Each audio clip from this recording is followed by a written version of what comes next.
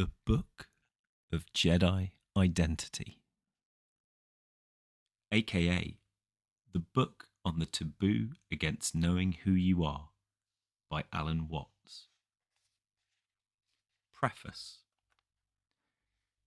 This book explores an unrecognised but mighty taboo, our tacit conspiracy to ignore who or what we really are. Briefly, the thesis of the Jedi is that the prevalent sensation of oneself as a separate ego enclosed in a bag of skin is a hallucination which accords neither with science nor with the perennial philosophy encoded in all religion. This hallucination underlies the misuse of technology for the violent subjugation of man's natural environment and consequently its eventual destruction. We are therefore in urgent need of a sense of our own existence, which is in accord with the physical facts and which overcomes our feeling of alienation from the universe. For this purpose, I have drawn on the insights of the perennial philosophy, the philosophy of the Jedi, stating them, however, in a completely modern and understandable style, so that this volume makes no attempt to be a textbook on or introduction to the Jedi path in the ordinary sense. It is rather a cross-fertilization of human science and the intuition of the Jedi. Particular thanks are due to my wife, Mary Jane, for her careful editorial work and her comments on the manuscript. Gratitude is also due to the Bollingen Foundation for its support of a project which included the writing of this book. Alan Watts, Sausalito, California, January 1966. Chapter 1. Inside Information. Just what should a young man or woman know in order to be in the know? Is there, in other words, some inside information, some special taboo, some real lowdown on life and existence that most parents and teachers either don't know or won't tell? In Japan, it was once customary to give young people about to be married a pillow book. This was a small volume of woodblock prints, often coloured, showing all the details of sexual intercourse. It wasn't just that, as the Chinese say, one picture is worth 10,000 words. It was also that it spared parents the embarrassment of explaining these intimate matters face to face. But today in the West, you can get such information at any newsstand and across the internet. Sex is no longer a serious taboo. Teenagers sometimes know more about it than adults. But if sex is no longer the big taboo, what is? For there is always something taboo, something repressed, unadmitted, or just glimpsed quickly out of the corner of one's eye because a direct look is too unsettling. Taboos lie within taboos, like the skins of an onion. What, then, would be the book which fathers might slip to their sons, mothers to their daughters, and masters to their padawans, without ever admitting it openly? In some circles, there is a strong taboo on religion, even in circles where people go to church or read the Bible. Here, religion is one's own private business. It is bad form or uncool to talk or argue about it, and very bad indeed to make a big show of piety. Yet, when you get in on the inside of almost any standard brand religion, you wonder what on earth the hush is about.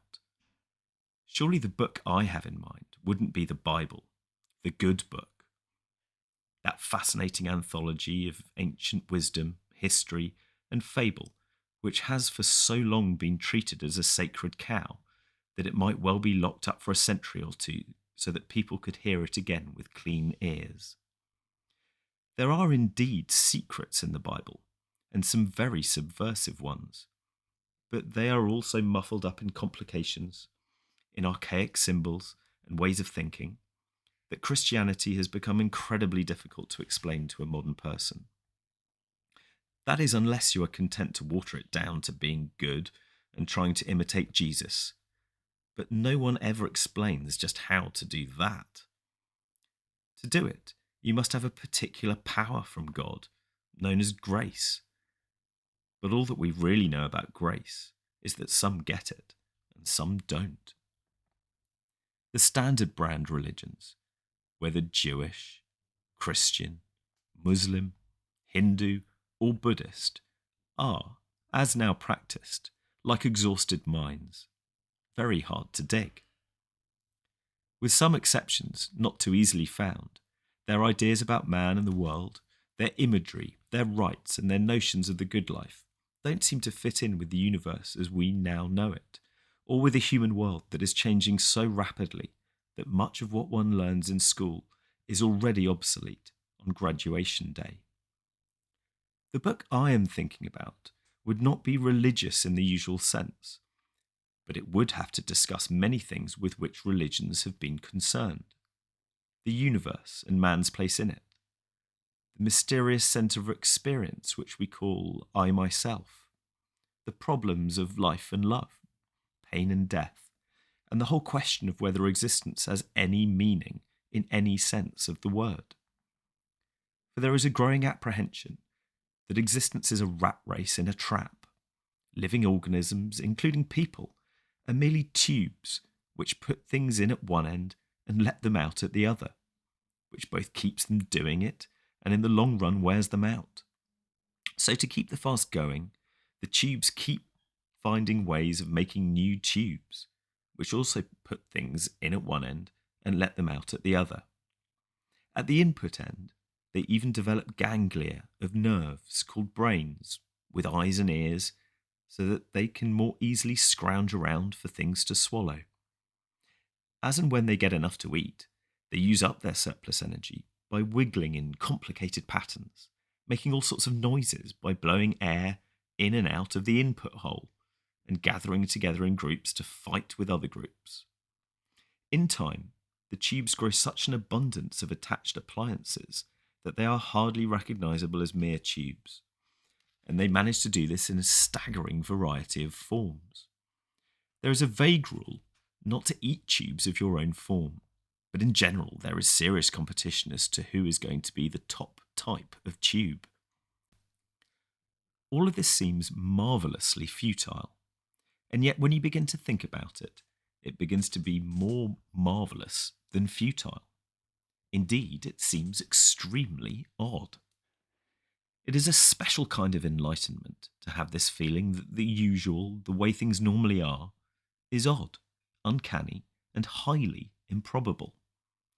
G.K. Chesterton once said that it is one thing to be amazed at a gorgon or a griffin, creatures which do not exist, but it is quite another and much higher thing to be amazed at a rhinoceros or a giraffe, creatures which do exist and look as if they don't. This feeling of universal oddity includes a basic and intense wondering about the sense of things. Why, of all possible worlds, this colossal and apparently unnecessary multitude of galaxies in a mysteriously curved space-time continuum, these myriads of different tube species playing frantic games of one-upmanship, these numberless ways of doing it, from the elegant architecture of the snow crystal or the diatom to the startling magnificence of the lyrebird or the peacock. Ludwig Wittgenstein and other modern logical philosophers have often tried to suppress this question by saying that it has no meaning and ought not to be asked. Most philosophical problems are to be solved by getting rid of them, by coming to the point where you see that such questions as, why this universe, are a kind of intellectual neurosis, a misuse of words, in that the question sounds sensible, but is actually as meaningless as asking, where is the universe? When the only things that are anywhere must be somewhere inside the universe. The task of philosophy is to cure people of such nonsense. Wittgenstein, as we shall see, had a point there. Nevertheless, wonder is not a disease. Wonder, and its expression in poetry and the arts, are among the most important things which seem to distinguish people from other animals, and intelligent and sensitive people from morons. Is there then some kind of lowdown on this astounding scheme of things? Something that never really gets out through the usual channels? For the answer, there is. It has been said again and again, but in such a fashion that we today, in this particular civilization, do not hear it.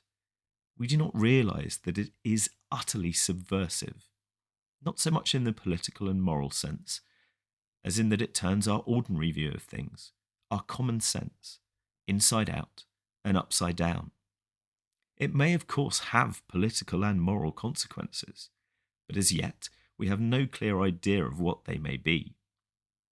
Hitherto, this inner revolution of the mind has been confined to rather isolated individuals. It has never, to my knowledge, been widely characteristic of communities or societies. It has often been thought too dangerous for that. Hence the taboo. But the world is in an extremely dangerous situation, and serious diseases often require the risk of a dangerous cure, like the Pasteur serum for rabies. It is not that we simply blow up the planet with nuclear bombs, strangle ourselves with overpopulation, destroy our natural resources through poor conservation, or ruin the soil and its products with improper understood chemicals and pesticides. Beyond all these is the possibility that civilization may be a huge technological success, but through methods that most people will find baffling, frightening, and disorientating, because for one reason alone the methods will keep changing.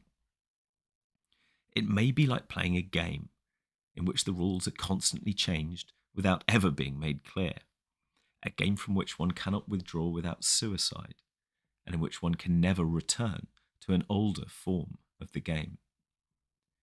But the problem of people and techniques is almost always stated in the wrong way. It is said that humanity has evolved one-sidedly, growing in technical power without the comparable growth in moral integrity, or as some would prefer to say, without comparable progress in education and rational thinking. Yet the problem is more basic. The root of the matter is the way in which we feel and conceive ourselves as human beings, our sensation of being alive, of individual existence and identity. We suffer from a hallucination, from a false and distorted sensation of our own existence as living organisms. Most of us have the sensation that I, myself, is a separate centre of feeling and action, living inside and bounded by the physical body, a centre which confronts an external world of people and things, making contact through the senses with a universe both alien and strange. Everyday figures of speech reflect this illusion. I came into this world. You must face reality. The conquest of nature. This feeling of being lonely and very temporary visitors in the universe is in flat contradiction to everything known about people and all other living organisms in the sciences. We do not come into this world, we come out of it as leaves from a tree. As the ocean waves, the universe peoples. Every individual is an expression of the whole realm of nature, a unique action of the total universe. This fact is rarely, if ever, experienced by most individuals. Even those who know it to be true in theory do not sense it or feel it, but continue to be aware of themselves as isolated egos inside bags of skin. The first result of this illusion is that our attitude to the world outside us is largely hostile. We are forever conquering nature, space, mountains, deserts, bacteria, and insects, instead of learning to cooperate with them in a harmonious order. In America, the great symbols of this conquest are the bulldozer and the rocket, the instrument that batters the hills into flat tracts for little boxes made of ticky-tacky, and the great phallic projectile that blasts the sky.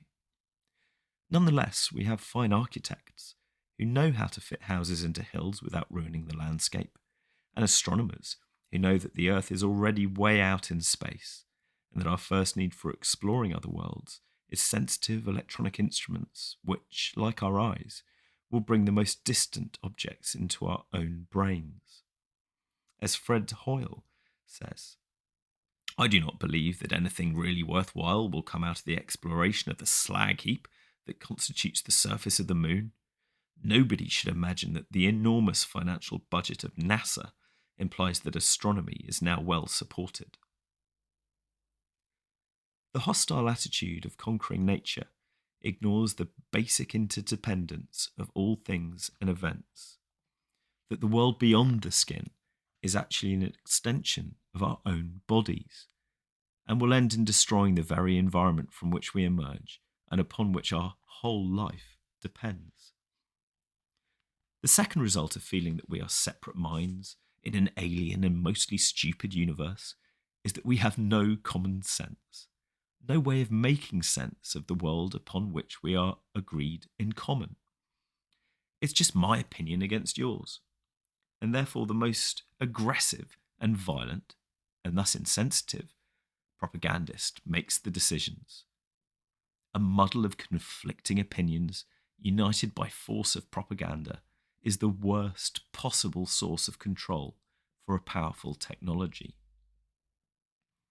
It might seem, then, that our need is for some genius to invent a new religion, a philosophy of life, and a view of the world that is plausible and generally acceptable for the late 20th and early 21st century, and through which every individual can feel that the world as a whole and his own life in particular have meaning.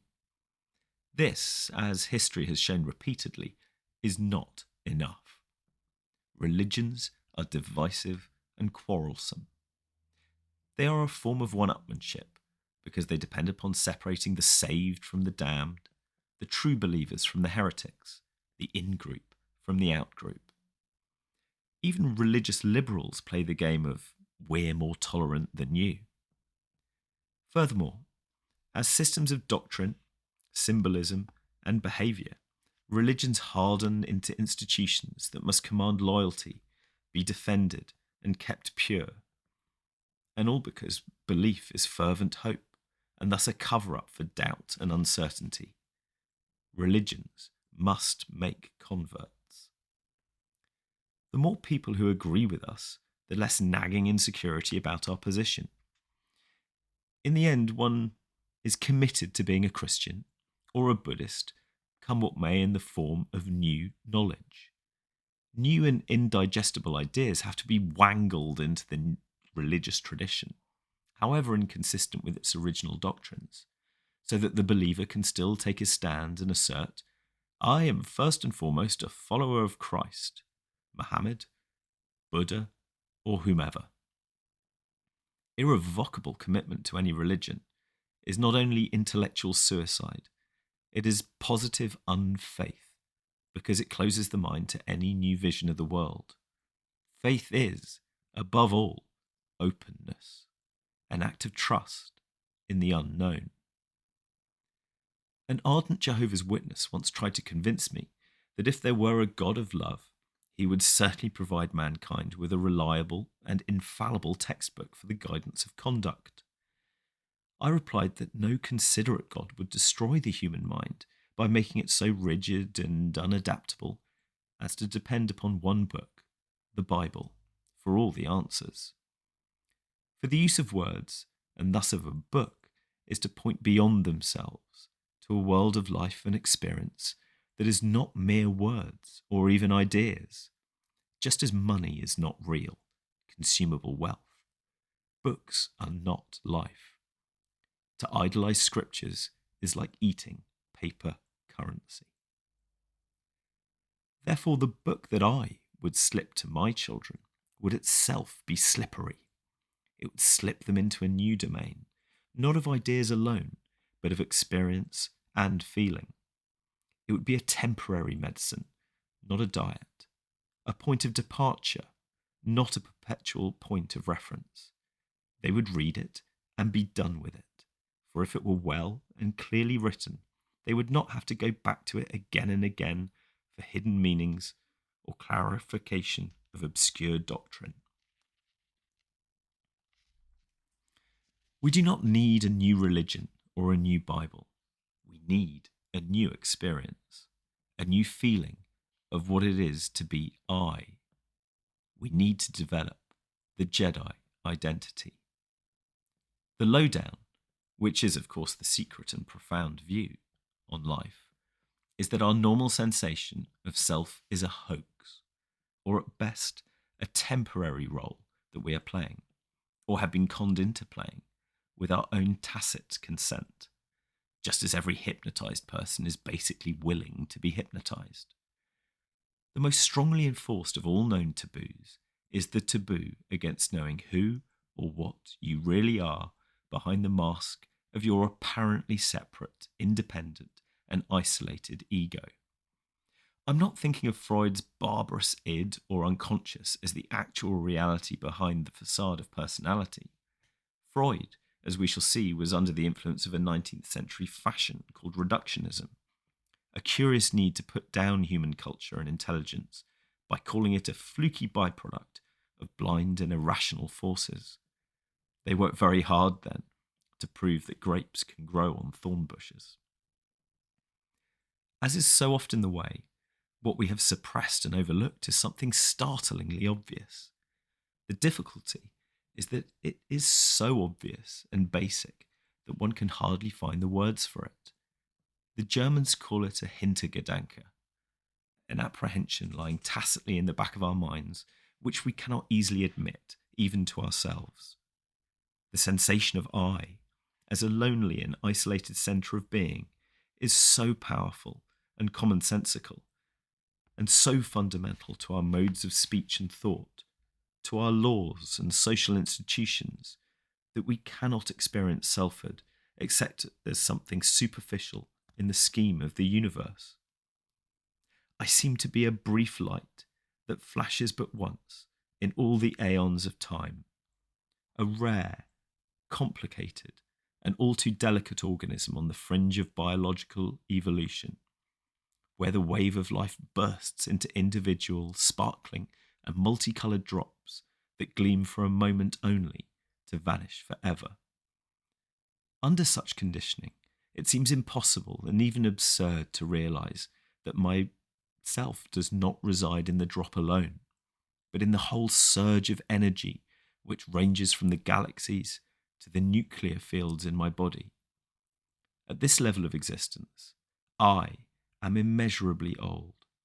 My forms are infinite, and their comings and goings are simply the pulses or vibrations of a single and eternal flow of energy. From now on, we will call this eternal flow of energy the Force. The difficulty in recognizing the Force to be so is that conceptual thinking cannot grasp it. It is as if the eyes were trying to look at themselves directly, or as if one were trying to describe the colour of a mirror in terms of colours reflected in the mirror. Just as sight is something more than all things seen, the foundation or ground of our existence and our awareness cannot be understood in terms of things that are known. We are forced, therefore, to speak of it through myth, that is, through special metaphors, analogies, and images which say what it is like as distinct from what it is. At one extreme of its meaning, myth is fable, falsehood, or superstition, but at another, myth is a useful and fruitful image by which we make sense of life, in somewhat the same way that we can explain electrical forces by comparing them with the behaviour of water or air. Yet myth in this second sense is not to be taken literally, just as electricity is not to be confused with air or water. Thus, in using myth, one must take care not to confuse image with fact, which would be like climbing up the signpost instead of following the road. Myth, then, is the form in which I try to answer when children ask me those fundamental metaphysical questions which come so readily to their minds. Where did the world come from? Why did God make the world? Where was I before I was born? Where do people go when they die? Again and again, I have found that they seem to be satisfied with a simple and very ancient story, which goes something like this. There was never a time when the world began, because it goes round and round like a circle, and there is no place on a circle where it begins. Look at my watch, which tells the time. It goes round, and so the world repeats itself again and again. But just as the hour hand of the watch goes up to 12 and down to 6, so too there is day and night, waking and sleeping, living and dying, summer and winter. You can't have any one of these without the other, because you wouldn't be able to know what black is unless you had seen it side by side with white, or white unless side by side with black. In the same way, there are times when the world is and times when it isn't. For if the world went on and on without rest for ever and ever, it would get horribly tired of itself. It comes and it goes. Now you see it, now you don't. So because it doesn't get tired of itself, it always comes back again after it disappears. It's like your breath. It goes in and out, in and out. And if you try to hold it in all the time, you feel terrible. It's also like the game of hide and seek, because it's always fun to find new ways of hiding and to seek for someone who doesn't always hide in the same place. The Force also likes to play hide and seek, but because there is nothing outside the Force, it has no one but itself to play with. But it gets over this difficulty by pretending that it is not itself.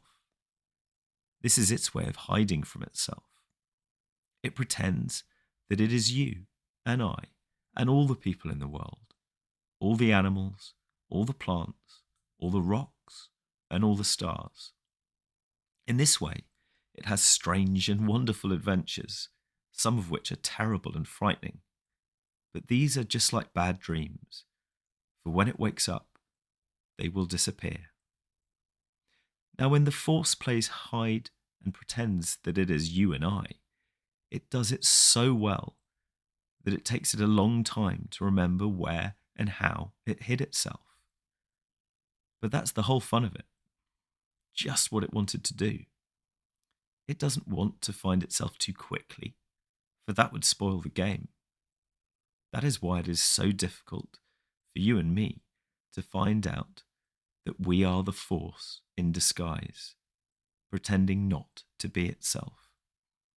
But when the game has gone on long enough, all of us will wake up, stop pretending, and remember that we are all one single self. The Force that is all there is and lives forever and ever. Of course, you must remember that the Force isn't shaped like a person. People have skins, and there is always something outside our skins. If there weren't, we wouldn't know the difference between what is inside and outside our bodies. But the Force has no skin and no shape because there isn't any outside of it. With a sufficiently intelligent child, I illustrate this with a Mobius strip, a ring of paper tape twisted once in such a way that it only has one side and one edge. The inside and the outside of the Force are the same. And though I have been talking about the Force as an it, the Force isn't even really an it. I don't like saying it because we usually say it for things that aren't alive. The Force is alive. The Force is the self of the world, but you can't see the Force for the same reason that without a mirror, you can't see your own eyes, and you certainly can't bite your own teeth or look inside your head. Yourself is that, cleverly hidden, because it is the Force hiding. You may ask why the Force sometimes hides in the form of horrible people, or pretends to be people who suffer great disease and pain. Remember, first, that it isn't really doing this to anyone but itself. Remember, too, that in almost all the stories you enjoy, there have to be bad people as well as good people, for the thrill of the tale is to find out how the good people will get the better of the bad. It's the same as when we play cards. At the beginning of the game, we shuffle them all into a mess, which is like the bad things in the world. But the point of the game is to put the mess into good order, and when one who does it best is the winner. Then we shuffle the cards once more and play again, and so it goes with the world.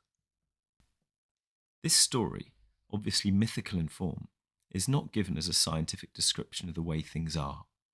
Based on the analogies of games and the drama, and using that unfamiliar word, the Force, for the player, the story claims only to be like the way things are. I use it just as astronomers use the image of inflating a black balloon with white spots on it for the galaxies to explain the expanding universe.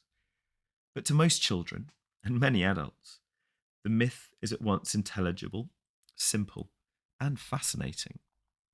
By contrast, so many other mythical explanations of the world are crude, tortuous, and unintelligible. But many people think that believing in the unintelligible propositions and symbols of their religions is the test of true faith. I believe, said Tertullian of Christianity, because it is absurd. People who think for themselves do not accept ideas on this kind of authority. They don't feel commanded to believe in miracles or strange doctrines, as Abraham felt commanded by God to sacrifice his son Isaac. As T. George Harris put it, the social hierarchies of the past, where some boss above you always punished any error, conditioned men to feel a chain of harsh authority reaching all the way up there. We don't feel this bond in today's egalitarian freedom. We don't even have, since Dr. Spock, many Jehovah-like fathers in the human family. So the average unconscious no longer learns to seek forgiveness from a wrathful God above. But, he continues, our generation knows a cold hell, solitary confinement in this life, without a God to damn or save it. Until man figures out the trap and hunts, the ultimate ground of being, he has no reason at all for his existence. Empty, finite, he knows only that he will soon die. Since this life has no meaning, and he sees no future life, he is not really a person, but a victim of self-extinction. The ultimate ground of being is Paul Tillich's decontaminated term for God, and would also do for the self of the world, as I put it in my story for children. But the secret which my story slips over to the child is that the ultimate ground of being, the Force, is you. Not, of course, the everyday you, which the ground is assuming or pretending to be, but that inmost self, which escapes inspection because it's always the inspector. This, then, is the taboo of taboos. You're it. You are the Force. Yet in our culture, this is the touchstone of insanity, the blackest of blasphemies, and the wildest of delusions. This, we believe, is the ultimate in megalomania, an inflation of the ego to complete absurdity. For though we cultivate the ego with one hand, we knock it down with the other. From generation to generation, we kick the stuffing out of our children to teach them to know their place and to behave, think, and feel with proper modesty as befits one little ego among many. As my mother used to say, you're not the only pebble on the beach. Anyone in their right mind who believes that they are God should be crucified or burned at the stake. Though now we take the more charitable view that no one in his right mind could believe such nonsense. Only a poor idiot could conceive themselves as the omnipotent ruler of the world and expect everyone else to fall down and worship. But this is because we think of God as the king of the universe, the absolute technocrat, who personally and consciously controls every detail of his cosmos. And that is not the kind of God in my story. In fact, it isn't my story at all.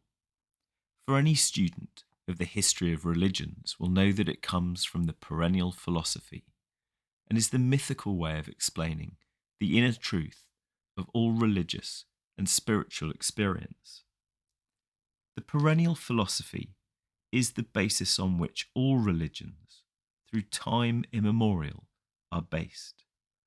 Sophisticated theologians, and indeed the Jedi, do not think of the Force as a special and separate superperson who rules the world from above, like a monarch.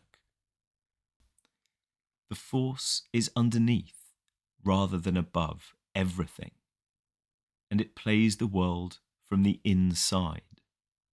One might say that if religion is the opium of the people, the Jedi have the inside dope.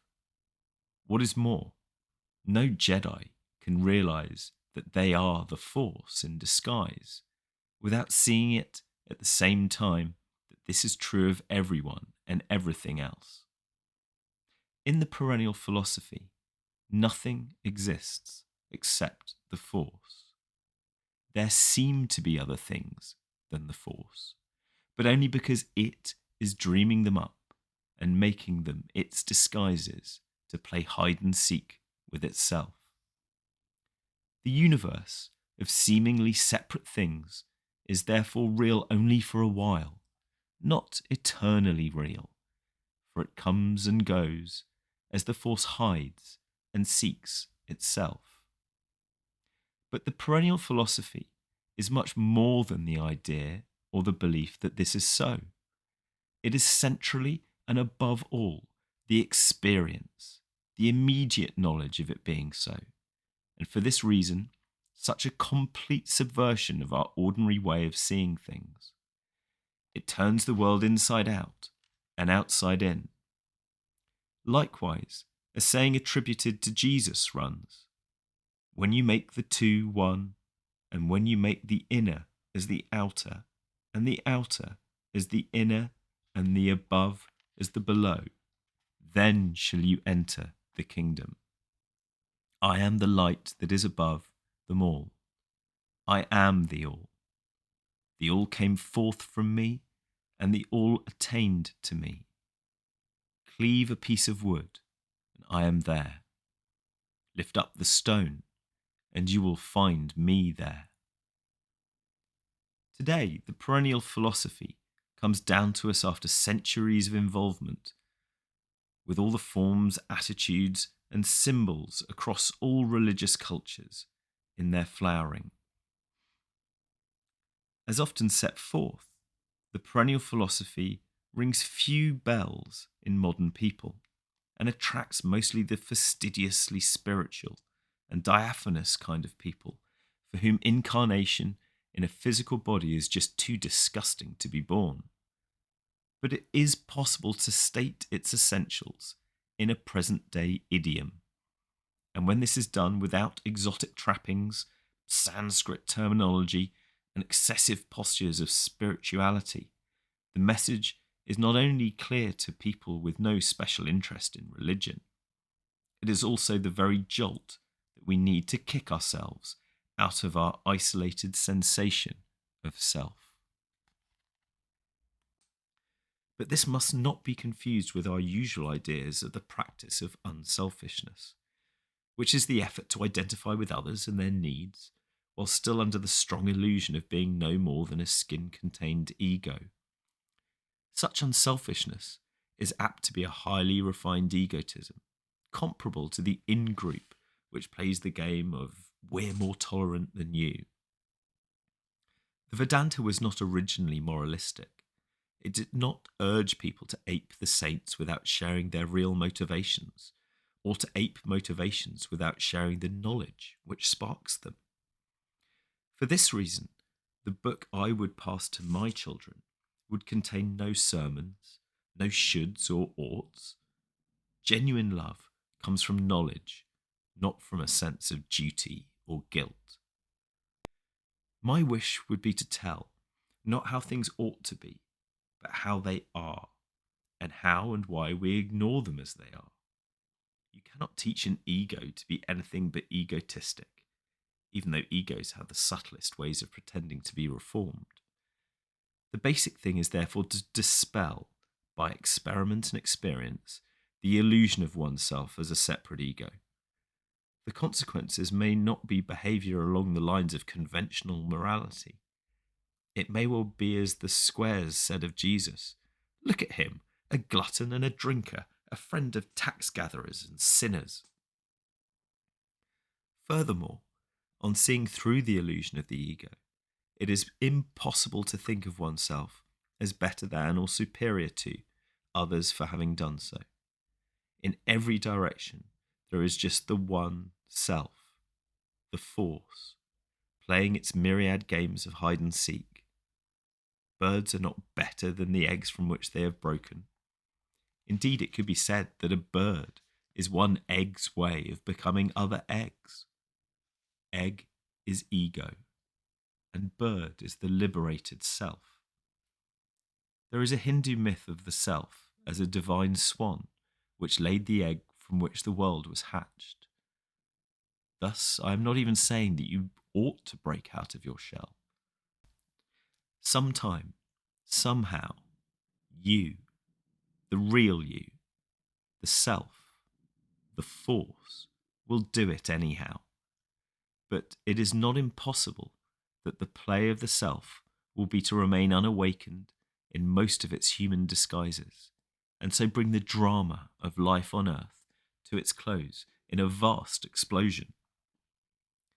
Another Hindu myth says that as time goes on, life in the world gets worse and worse, until at last the destructive aspect of the self, the god Shiva, dances a terrible dance which consumes everything in fire. There follow, says the myth, 4,320,000 years of total peace, during which the self is just itself and does not play hide. And then the game begins again, starting off as a universe of perfect splendour, which begins to deteriorate only after 1,728,000 years. And every round of the game is so designed that the forces of darkness present themselves for only 1/3 of the time, enjoying at the end a brief but quite illusory triumph. Today, we calculate the life of this planet alone in much vaster periods. But of all ancient civilizations, the Hindus had the most imaginative vision of cosmic time. Yet remember, this story of the cycles of the world's appearance and disappearance is myth, not science, parable rather than prophecy. It is a way of illustrating the idea that the universe is like the game of hide and seek.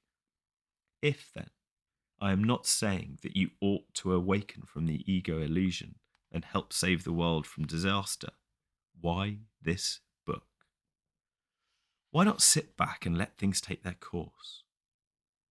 Simply that it is part of things taking their course that I write. As a human being, it is just my nature to enjoy and share philosophy. I do this in the same way that some birds are eagles, and some doves, some flowers lilies, and some roses. I realise too that the less I preach, the more likely I am to be heard.